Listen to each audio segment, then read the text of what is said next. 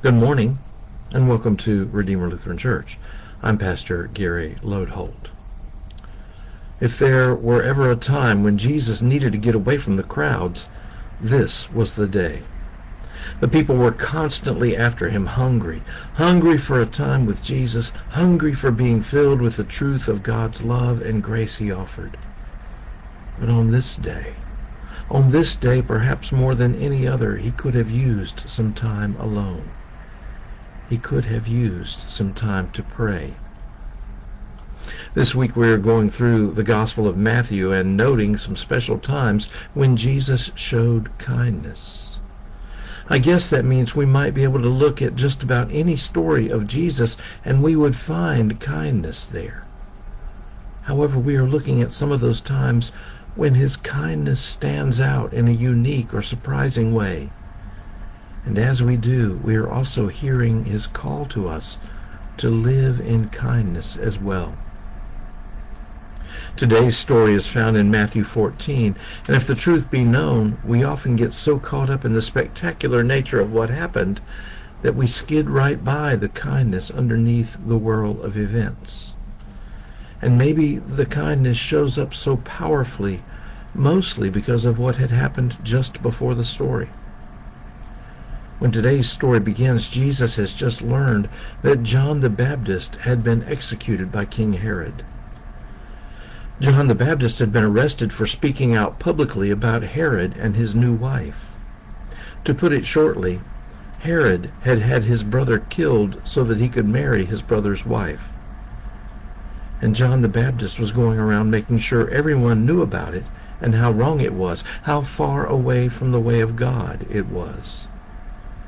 To keep him quiet, Herod had him arrested. Then, in a lurid tale involving a drunken party, a dancing girl, and a rash promise, the whole affair ended with making John's head on a platter the crowning gift. This must have had a powerful effect on Jesus. John was his cousin, after all, but even more, both of them were the main characters in the divine drama that God was putting in place to save God's people. John pointed the way. Jesus was the way. John's death points to the ongoing conflict between worldly powers and the way of God.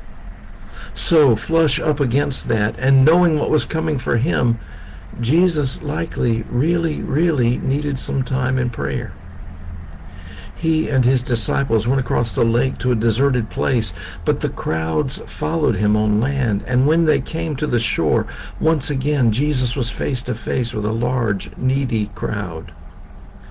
Matthew 14:14 reads, "When he went ashore, he saw a great crowd, and he had compassion for them, and cured their sick."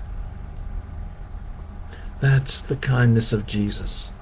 Even in the face of his own powerful need, he instead filled others. And by the way, this story ends with Jesus feeding the whole crowd, not just with God's word, but also with fish and bread from one young boy's sack lunch. There were more than 5,000 people there, and all ate their fill and had leftovers. God's grace is abundant indeed. So what do we learn about kindness here? Well, the need for kindness doesn't always show up in convenient times. In fact, perhaps the very thing that makes it kindness is the fact that it isn't convenient. It means that someone has intentionally acted in ways that puts another's need ahead of their own and sought the good for the other. Jesus often called us to the way of love for neighbor. This is definitely countercultural.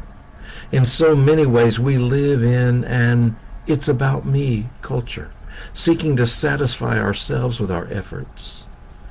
But Jesus calls us to kindness for one another. And maybe if we do, maybe if we dare live this way, we'll find the whole multitude of us fed and nourished in the grace of God.